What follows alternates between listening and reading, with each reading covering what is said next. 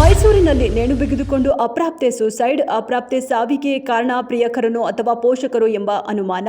Aditya ಎಂಬಾತನ love ಮಾಡ್ತಿದ್ದ ದಿವ್ಯಾ ನನ್ನ ಕರ್ಕೊಂಡು ಹೋಗಿ ಮದುವೆ ಆಗು ಎಂದಿದ್ದ ಹುಡುಗಿ ನೇಣು ಬಿಗಿದುಕೊಂಡು ಸೂಸೈಡ್.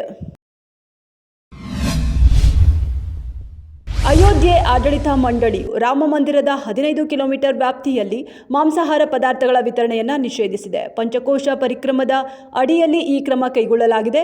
ಅಯೋಧ್ಯೆಯಲ್ಲಿನ ಕೆಲವು ಹೋಟೆಲ್ಗಳು ಮತ್ತು ಹೋಮ್ ಸ್ಟೇಗಳು ಅತಿಥಿಗಳಿಗೆ ಮಾಂಸಾಹಾರ ಮತ್ತು ಮದ್ಯ ಪೂರೈಕೆ ಮಾಡುತ್ತಿವೆ ಎನ್ನುವ ಆರೋಪ.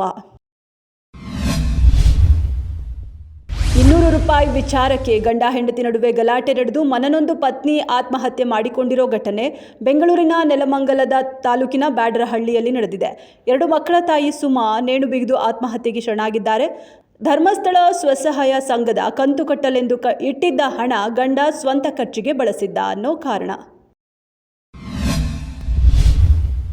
ಇಷ್ಟು ದಿನ ಅತ್ಯಂತ ಕಳಪೆಯಿದ್ದ ಬೆಂಗಳೂರಿನ ಗಾಳಿಯ ಗುಣಮಟ್ಟ ಇಂದು ಸ್ವಲ್ಪ ಸುಧಾರಣೆ ಕಂಡಿದೆ. ಬೆಂಗಳೂರಿನ ಹಲವು ಪ್ರದೇಶಗಳ ಗಾಳಿಯ ಗುಣಮಟ್ಟ ತೀವ್ರ ಹದಗೆಟ್ಟಿತ್ತು.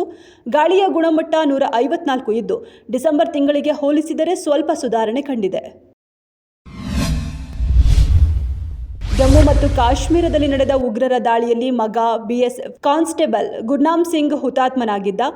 ಆರ್ಎಸ್ಪುರದಲ್ಲಿರುವ ಮಗನ ಪುತ್ಥಳಿ ಸಾರ್ವಜನಿಕ ಪ್ರದೇಶದಲ್ಲಿದೆ. ತೀವ್ರ ಚಳಿಗೆ ಹೇಗೆ ಬಿಡಲಿ ಎಂದು ತಾಯಿ ಪುತ್ಥಳಿಗೆ ಕಂಬಳಿ ಹಾಸಿದ ಘಟನೆ ನಡೆದಿದೆ.